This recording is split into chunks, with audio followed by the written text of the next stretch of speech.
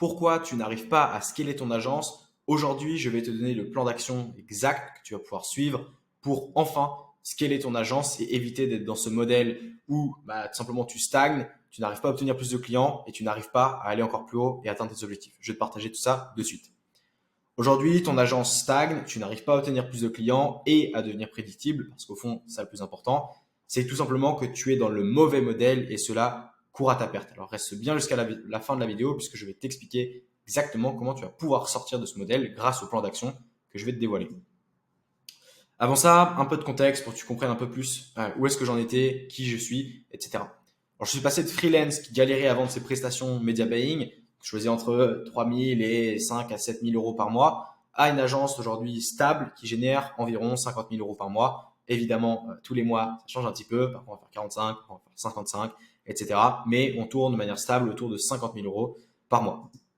Il faut comprendre que j'essayais à tout prix de vendre mes offres des services d'acquisition en done for you, c'est-à-dire que je faisais directement pour le client quand le marché était complètement sous l'eau de ce type d'offre. C'est-à-dire que tout le monde faisait la même chose, tout le monde proposait la même chose, service de media buying, service de media buying, service de media buying. Je dis ça, mais c'est exactement similaire si aujourd'hui tu as une agence de site web, si aujourd'hui tu fais du Google Ads, si aujourd'hui tu fais juste de la création de contenu, le marché est inondé d'offres et tu n'as aucun moyen de t'en sortir si tu restes dans ce type d'offre. J'avais donc forcément un énorme manque à gagner car je devais ramasser les miettes des plus grosses agences. Oui, forcément, parce qu'aujourd'hui, quand un client de qualité cherche une agence, il va pas aller chez la petite agence qui va peut-être lui apporter des résultats. Non, ce qu'il va vouloir faire, c'est aller chez la grosse agence qui a une offre qui est déjà vérifiée, qui a suffisamment de preuves sociales et dans laquelle il a suffisamment confiance. Donc forcément, si vous êtes une agence qui fait entre 5 et 15K, vous allez ramasser les miettes en termes de clients parce que forcément, les bons gros clients vont chez les agences qui sont beaucoup plus grosses. Et donc forcément, j'ai pu switcher de modèle et devenir vraiment profitable lorsque j'ai compris que je n'avais tout simplement pas le bon véhicule pour arriver à mes objectifs. Tout simplement. C'est pas que vous n'êtes pas bon, c'est pas que vous ne savez pas faire de l'acquisition, c'est juste que vous n'avez pas le bon véhicule pour arriver à vos objectifs. Parce que vous vous obstinez à rester dans un modèle qui a bien changé depuis des mois et des mois maintenant, et ceux qui ont switché de modèle deviennent de plus en plus profitables. Malheureusement, si vous ne prenez pas la vague, il y a une grande chance que vous passiez à côté d'un bon paquet d'argent. Et ça, finalement, c'est sur les derniers mois, lorsque j'ai compris après le modèle que j'ai pu switcher. Donc, mon agence, à ce moment-là, faisait entre 25 et 27 000 euros, donc le chiffre d'affaires. Il me semble que c'était, si je dis pas de bêtises, en décembre dernier, sauf erreur de ma part, décembre ou janvier dernier. Et voilà, vous voyez l'évolution. Donc, c'est vraiment mois après mois.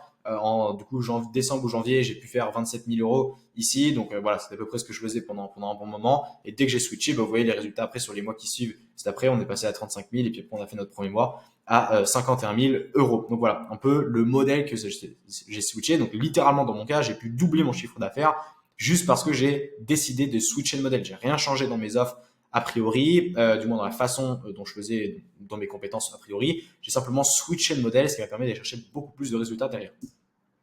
Et c'est aujourd'hui ce que je vais t'apprendre à faire évidemment. Parce que si tu n'as pas de social proof suffisante dans un marché avec des offres similaires, honnêtement, tu es le dernier choix. Et c'est ce que je t'ai expliqué un petit peu avant. Tu es le dernier choix si aujourd'hui tu n'as pas de social proof suffisant, tu n'as pas de grosses case studies à présenter, forcément tu passes pour le dernier choix parce que les grosses agences vont récupérer la plupart des parts de marché. Parce que tes concurrents sont sans doute déjà implantés depuis bien plus longtemps que toi. Et donc après cette vidéo, et c'est ce qu'on va voir, le but c'est qu'à la fin de cette vidéo, tu sois en mesure de ne plus être débordé par la charge de travail, de ne pas dépendre de clients pénibles, d'augmenter ta marge, de contrôler ton scaling, de créer du recurring dans ton business, de pricer plus cher et enfin d'être totalement différent de tes concurrents. Et c'est exactement ce que je vais pouvoir te montrer grâce au plan d'action que je vais te dévoiler. Alors reste bien concentré jusqu'à la fin car j'y dévoile le concept sous-exploité qui m'a fait passer de 10K à 50K mensuels. Voici un peu le sommaire qu'on va voir aujourd'hui. Je vais te parler d'une part de l'ancien modèle, ce que j'appelle l'ancien modèle. Ensuite, je vais te parler du nouveau modèle. Et enfin, je vais te montrer aujourd'hui les deux choix de scaling qui s'offrent à toi et qui vont te permettre d'aller chercher tes résultats. Commençons ici par l'ancien modèle. La raison pour laquelle tu n'arrives pas à te développer, c'est tout simplement que tu ne te retrouves pas dans le bon modèle, le bon véhicule. Et c'est aujourd'hui ce que je vais t'expliquer. Parce que tu n'as pas d'effet de levier, c'est-à-dire qu'aujourd'hui, ton action est automatiquement corrélée à un résultat pur, c'est-à-dire que tu ne peux pas faire une action qui va te ramener beaucoup plus de résultats. Tu n'as pas d'échelle de valeur, c'est-à-dire qu'aujourd'hui, tes clients, même s'ils ont des résultats, tu n'as pas d'offre qui va les amener à atteindre d'autres résultats. Tu n'as pas de contrôle sur ton acquisition et ta rétention, bah oui, forcément, parce que tu dépends de tes concurrents en fonction de si, oui ou non, ton prospect va aller chez tes concurrents. Et donc, tu ne peux pas retenir tes clients derrière parce que tu n'as pas de contrôle sur tout ça. Tu n'as également pas d'emprise sur le marché parce que tu es le dernier choix et donc forcément, tu ne peux pas récupérer les parts de marché que tu souhaites. Et ça, c'est ce que j'appelle l'ancien modèle. Ok, c'est que tu n'as pas de contrôle sur la totalité de ton business. Alors, c'est marché à un moment, et c'est clair, il y a beaucoup d'agences done for you qui s'en sont mis plein les poches grâce à ce modèle. Malheureusement, le marché a évolué. Malheureusement, heureusement, parce que ceux qui savent profiter de ce nouveau modèle qu'on va voir juste après, eh bien, forcément, ils vont pouvoir, ça redistribue les cartes finalement. Aujourd'hui, l'ancien modèle, c'est que tu proposes un service simple, tu n'as pas de contrôle sur les résultats clients, tu fais la même chose que tes concurrents, c'est-à-dire du Facebook Ads, juste du site, juste de la création de contenu, juste des reels Instagram, peu importe. Ou alors tu es une agence 360 et tu penses que tu dois tirer tes prix vers le bas pour pouvoir récupérer des parts de marché. Malheureusement, ça ne se passe pas tout à fait comme ça.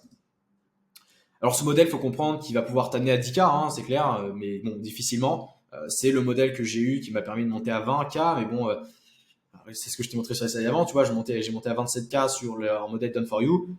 C'est bien, hein, sur le papier, c'est cool. Bon, la réalité, c'est que tu travailles beaucoup, tu as un gros turnover de clients, tu n'es pas forcément très libre parce que finalement, tu fais toujours la même chose. Et aujourd'hui, donc, tu vas pouvoir atteindre des objectifs, c'est clair, mais tu vas pas pouvoir aller beaucoup plus haut. Et ça, c'est un gros manque à gagner derrière. Mais ce modèle ne pourra pas te permettre d'aller chercher plus de 50K par mois, c'est sûr, parce que tu n'as pas le bon modèle et donc tu n'as pas de contrôle sur ton acquisition de manière générale. Donc, si vous cherchez à obtenir plus de clients, mais vous ne cherchez à obtenir plus de clients, mais vous ne cherchez pas à obtenir de meilleurs clients. Et c'est ce que vous devez prioriser. Aujourd'hui, on va partout obtenir plus de clients, plus de clients, plus de clients, on le voit à toutes les sauces. Mais personne ne vous dit vraiment comment obtenir de meilleurs clients. Et c'est ce que vous devez chercher à comprendre parce que c'est là où vraiment se trouve la clé pour votre scaling. Parce que du coup, vous avez un contrôle sur votre acquisition, vous êtes capable de retenir vos clients et donc forcément, vous prenez des parts de marché sur le long terme, mais également sur le court terme d'ailleurs. La clé n'est pas d'obtenir plus de clients, mais de garder de bons clients sur le long terme. Et c'est ça que l'effet de levier. Parce qu'aujourd'hui, votre client, s'il vous apporte 2000 euros, forcément, 2000 euros en un mois, si vous le gardez sur l'année, c'est plus 2000 euros qui vous rapporte, mais c'est 24 000. Et c'est là où vous faites de l'effet de levier. Ok.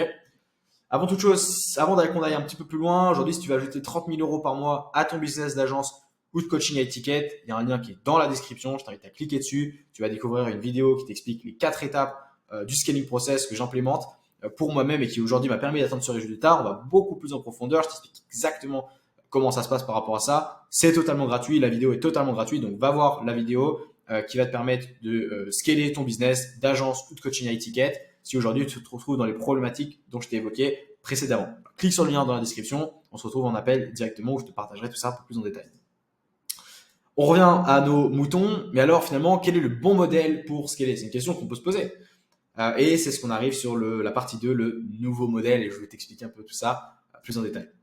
En passant sur le nouveau modèle, tu seras en mesure de garder tes clients sur le long terme, c'est ce que je t'ai expliqué, d'augmenter drastiquement tes marges, d'être enfin différenciant sur le marché et surtout, devenir prédictible dans ton scaling. Et c'est ça le plus important, c'est devenir prédictible. C'est bien beau de faire des mois où tu vas faire 10 000 euros, c'est bien beau de faire des mois où tu vas faire 30 000, mais si le mois d'après tu retombes à 4 000, ça ne sert à rien. Tu dois avoir un système qui te rend prédictible. Mais alors concrètement, comment faire? C'est vrai que je te parle de ça depuis tout à l'heure. Et concrètement, comment tu vas pouvoir mettre en place tout ça? La première chose à faire, c'est de switcher de modèle. Tu dois passer du done for you au modèle hybride. Si tu restes sur le done for you, c'est ce que je t'expliquais avant et je l'ai vécu pour l'avoir vécu vraiment en interne et pendant un paquet d'années. Si tu restes sur le done for you, tu peux être sûr que tu vas juste continuer de travailler plus, tu vas juste continuer d'avoir de mauvais clients et tu te retrouves dans un modèle vicieux où derrière, forcément, tu ne pourras pas aller chercher les résultats. Donc, tu dois passer au modèle hybride. Qu'est-ce que j'appelle modèle hybride? C'est-à-dire que tu combines done for you, done with you et do it yourself. Si tu combines ces trois aspects dans ton business, tu gagnes plus de temps, plus d'argent, plus de marge et tu gardes tes clients encore plus sur le long terme. Le deuxième point, c'est de se différencier. Tu ne dois pas chercher à être meilleur, tu dois chercher à être différent. Ne cherche pas à faire meilleur que les autres parce qu'il y a des agences qui vont venir, qui vont arriver avec beaucoup plus de budget que toi sans doute et qui vont venir, ils vont t'éclater. C'est la règle du marché, je préfère dire les termes. Il y en a, ils arrivent et on le voit récemment. Tu vois, il y a certaines agences, des agences marketing, des agences de sites, des agences mais qui ont compris le modèle, qui ont switché le modèle. Ils arrivent en quelques mois, ils se font une énorme place sur le marché parce qu'ils ont compris qu'en changeant ce modèle-là, ils allaient être beaucoup plus profitables. Et donc forcément, ils vont vous éclater si aujourd'hui vous cherchez à être meilleur. Vous devez simplement chercher à être différent. Et donc finalement, c'est à ce moment-là que vous créez votre propre marché. Et c'est là où ça devient intéressant.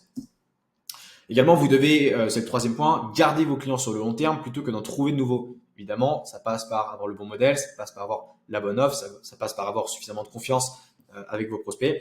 Gardez vos clients sur le long terme. Ne cherchez pas à obtenir forcément de nouveaux clients. Cherchez d'abord à les garder sur le long terme. Le quatrième point, évidemment, c'est de créer une échelle de valeur réelle, ce qu'on appelle un ascenseur à résultat. Aujourd'hui, si vous avez une offre à 2 000 euros qui permet à vos clients de monter à 5 000 euros, une fois qu'ils sont à 5 000 euros, proposez-leur une offre qui est à 7 000 euros qui va leur permettre d'aller chercher 15 000 euros par mois. Ok, c'est un peu le principe là-dessus, mais je pense que vous voyez de quoi je parle. Ça s'appelle une échelle de valeur. Le cinquième point, c'est de créer une véritable relation avec vos clients et pas simplement une relation presta-client qui chante à mourir. Non, vous devez créer une véritable relation où vous savez que vos clients vous font confiance et vous avez confiance en vos clients et aux résultats qu'ils vont pouvoir obtenir. Si ça marche, évidemment, ça doit marcher dans les deux sens. Sinon, c'est pas une relation. Sinon. Et donc, forcément, vous devez instaurer une véritable relation avec vos clients et forcément déjà, il y aura beaucoup plus d'ambiance dans votre business, ça c'est clair, et ce ne sera pas la relation chiante presta-client, mais c'est également ce qui va vous permettre de garder vos clients sur le long terme. Maintenant, quels sont les choix qui s'offrent à nous? C'est ce que je vous parlais tout à l'heure. C'est bien beau, ok. Maintenant, vous êtes sans doute, ok Alexis, maintenant je sais qu'il faut que je passe dans le bon modèle, mais une fois que j'ai fait ça, qu'est-ce que je fais concrètement? Quels sont les choix qui s'offrent à moi à ce niveau-là? Et c'est ce qu'on voit dans cette partie 3, c'est les deux choix de scaling. Il y a deux choix aujourd'hui que tu peux scaler qui vont te permettre d'aller chercher tes résultats. Quand tu scales, tu as deux choix qui s'offrent à toi. Le premier choix qui est le scaling par l'humain et le deuxième choix qui est le scaling par les process. On va détailler un peu plus chacun des deux. Voilà. Scaling par l'humain versus scaling par le système, par les process, c'est ce qu'on va voir dessus. Le premier point, c'est le scaling par l'humain. Alors, il y a certains avantages, notamment sur le très très très long terme. Sur le moyen court terme, c'est beaucoup moins le cas. Je vais vous ai montré tout ça de suite. La première chose, c'est que vous avez une grosse team à gérer, et ça, peu importe votre niveau de business. Vous avez une valorisation qui est hypothétique. J'entends beaucoup de personnes qui disent oui, moi je veux revendre mon agence, donc je vais avoir une team derrière, grosse team d'humains, etc. Tout ça, c'est hypothétique. Ça ne se base absolument pas sur ces facteurs-là. C'est pris en compte plus ou moins, mais voilà, la valorisation, c'est parce que vous avez beaucoup de personnes dans votre team que votre boîte vaut beaucoup d'argent. Bien au contraire en général. Vous avez donc des marges faibles que vous scalez par l'humain, parce que forcément, il y a beaucoup de salaires à payer. Vous devez avoir beaucoup de clients pour être rentable, parce que forcément, il y a beaucoup de personnes à payer derrière. Donc forcément, on arrive toujours au même point, vous avez une marge faible.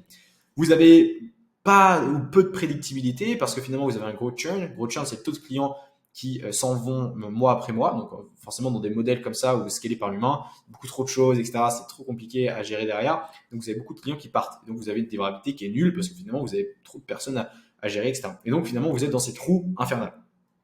Donc ce choix peut être fait, hein, bien évidemment, c'est un choix et beaucoup prennent le parti à ce niveau-là. Personnellement, c'est pas mon avis. Et je vais vous montrer un peu le choix que je préfère à ce niveau-là et qui est le choix qui vous permettrait d'aller chercher plus de résultats, selon moi, avec beaucoup moins de travail et surtout beaucoup plus de prédictibilité. C'est le choix numéro 2, le scaling par les process. Vous n'avez pas ou peu d'humains à gérer. Vous avez une valorisation réelle parce que la valorisation se fait par le système, la prédictibilité et les process que vous avez mis en place au sein de votre boîte et pas uniquement sur la team humaine que vous avez créée. Vous avez également des marges qui sont très hautes, forcément, parce que vous avez beaucoup moins de charges et de frais à payer tous les mois. Vous avez peu de clients à gérer, mais ça ne veut pas dire forcément que vous ne faites moins d'argent. Bien au contraire, vous avez peu de clients à gérer, mais avec des marges très très hautes. Donc en réalité, vous êtes bien plus profitable.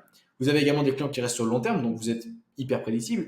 Et c'est facilement scalable puisque ça ne dépend pas d'autres facteurs humains, mais ça dépend uniquement des volumes que vous rentrez dans le process. Donc finalement, vous avez une activité qui est ultra prédictible. C'est pour ça que j'affectionne tout particulièrement ce choix numéro 2. C'est pour ça que j'ai fait le choix d'ailleurs de scaler mon agence avec ce choix numéro 2. Encore une fois, petit rappel là-dessus, si tu veux ajouter plus de 30 000 euros par mois à ton business d'agence ou de coaching high ticket, aujourd'hui tu es un peu stuck dans ton activité, voilà, tu sais pas trop où est-ce que tu vas vouloir, les actions que tu dois mettre en place dès maintenant, et voilà, tu manques un peu de visibilité sur ton acquisition client, tu as peut-être fait un très bon mois, mais tu sais pas comment va se passer le mois d'après, ça tu as cliqué sur le lien qui est dans la description, j'ai dévoilé une vidéo qui est 100% offerte, qui t'explique les 4 étapes du scaling process, va voir tout ça, c'est totalement gratuit, t'as rien à perdre, tout à y gagner, va voir, je pense que ça va vraiment t'aider dans ton cas, et on passe directement à la slide suivante.